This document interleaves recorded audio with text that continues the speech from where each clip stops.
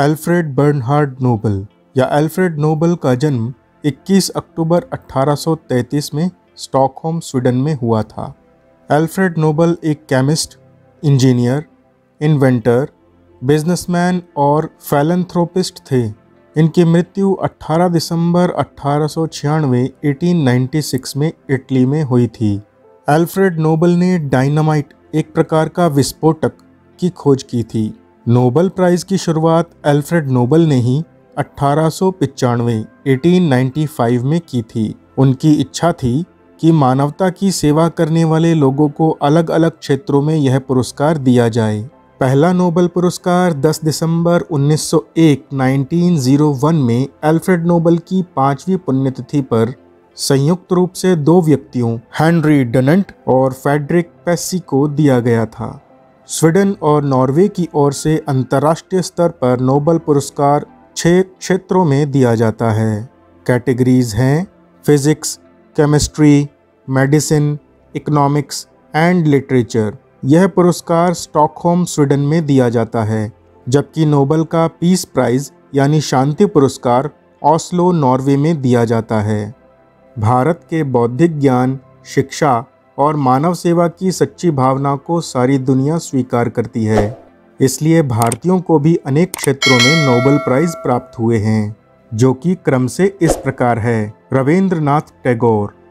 रविंद्रनाथ टैगोर पहले भारतीय व एशियाई तथा पहले गैर यूरोपीय थे जिन्हें साहित्य के क्षेत्र में उनकी काव्य पुस्तक गीतांजलि के लिए 1913 में साहित्यिक नोबल पुरस्कार मिला था। गीतांजलि कविताओं का एक संग्रह है। हमारे देश के राष्ट्रगान जन गण मन का निर्माण भी रविंद्रनाथ टैगोर जी ने ही किया था। राष्ट्रपिता महात्मा गांधी को महात्मा की उपाधि विश्व कवि गुरुदेव रविंद्रनाथ टैगोर जी ने ही दी थी। 12 अप्रैल 1919 को गुरुदेव रविंद्रनाथ टैगोर जी ने गांधी जी को एक पत्र लिखा था, जिसमें उन्होंने गांधी जी को महात्मा कहकर संबोधित किया था। चंद्रशेखर वेंकट रमन। इन्हें फिजिक्स के क्षेत्र में 1930 में नोबल पुरस्कार प्राप्त हुआ था। इन्होंने प्रकाश यानी लाइट की स्पीड और उसके प्रकीर्णन के संबंध में अध्ययन किया था।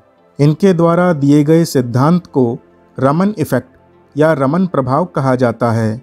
आपको जानकर आश्चर्य और गर्व होगा कि चंद्रशेखर वेंकट रमन जी को अपने ऊपर इतना विश्वास था कि 1930 के नोबल पुरस्कार समारोह से पहले ही इन्होंने कह दिया था कि इस बार नोबल पुरस्कार इन्हें ही प्राप्त होगा।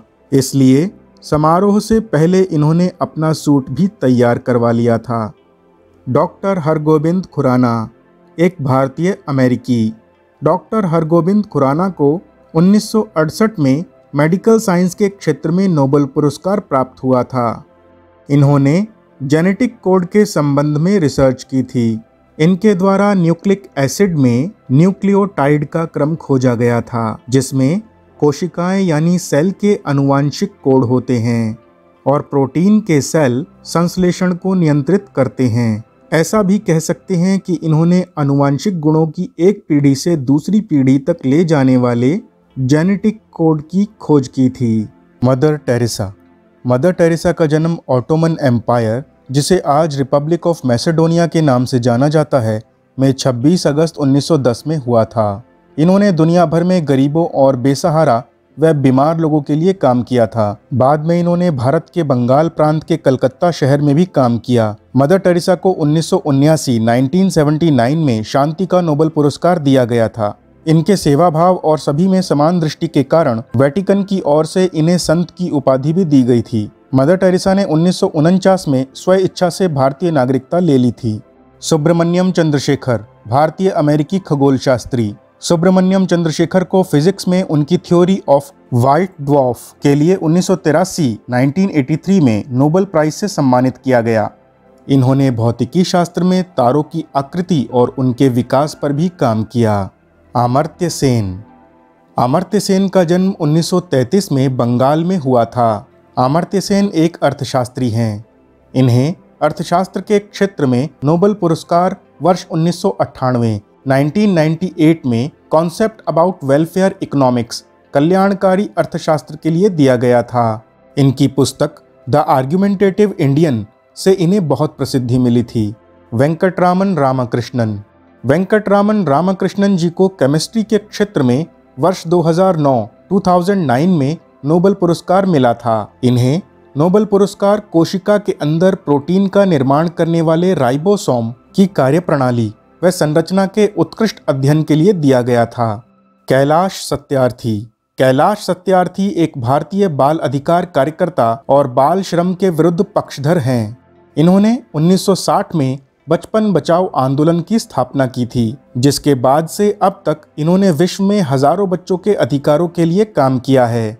इन्हें नोबेल का शांति पुरस्कार वर्ष 2014 में संयुक्त रूप से पाकिस्तान की नारी शिक्षा कार्यकर्ता मलाला यूसुफजई के साथ प्रदान किया गया था। अभिजीत विनायक बनर्जी। अभिजीत विनायक बनर्जी भारतीय अमेरिकी अर्थशास्त्री हैं। इन्हें वर्ष 2019 में अर्थशास्त्र का नोबेल पुरस्कार प्रदान किया गया। इन्होंने ऐसा शोध किया जो वैश्विक गरीबी से लड़ने में हमारी क्षमता में काफ़ी सुधार करता है। भारत से संबंधित कुछ अन्य नोबेल पुरस्कार विजेता। Ronald Ross. रोनाल्ड रॉस एक ब्रिटिश डॉक्टर जिनका जन्म 1857 में भारत में हुआ था। इन्होंने भारत में ही मलेरिया के रोकथाम के लिए उपाय बताए थे। इन्हें चिकित्सा तथा मलेरिया के परिजीवी प्लास्मोडियम के चक्र के अन्वेषण के लिए वर्ष 1902 में नोबेल पुरस्कार मिला था।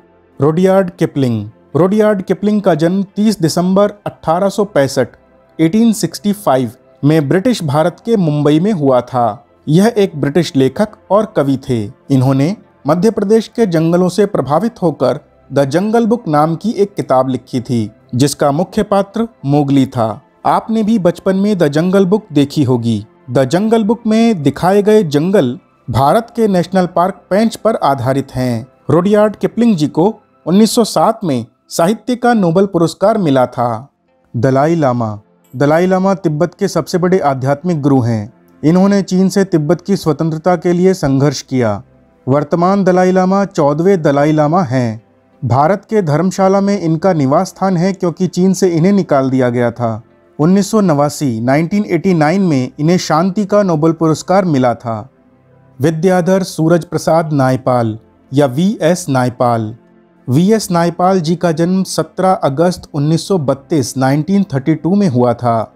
इन्हें नूतन अंग्रेजी छंद का मास्टर या गुरु कहा जाता है। विद्याधर सूरज प्रसाद नायपाल जी को वर्ष 2001 में साहित्य का नोबेल पुरस्कार मिला था। राजेंद्र कुमार पचौरी। भारतीय पर्यावरणविद। राजेंद्र कुमार पचौरी जी को वर्ष 2007 में संयुक्त राष्ट्र की जलवायु परिवर्तन से संबंधित समिति के साथ संयुक्त रूप से नोबेल पुरस्कार दिया गया। इन्होंने IPCC inter governmental panel on climate change की अध्यक्षता भी की थी। नोबेल पुरस्कार के लिए इसी समिति को चुना गया था। मोहनदास करमचंद गांधी। महात्मा गांधी जी को नोबेल पुरस्कार के लिए वर्ष 1937, 1938, 1939, 1947 और 1948 में कुल 5 बार नामित किया गया, पर एक बार भी अभी तक उन्हें यह पुरस्कार प्राप्त नहीं हो सका है। चलिए अब कुछ ट्रिक्स देखें। बहुत से विद्यार्थियों को नोबेल प्राइज के सभी कैटेगरीज याद करने में बहुत परेशानी होती है। इस समस्या के समाधान के लिए हम आपको एक ट्रिक देते हैं। LCM पूरी इकाई है। जी हाँ, पूरी इकाई।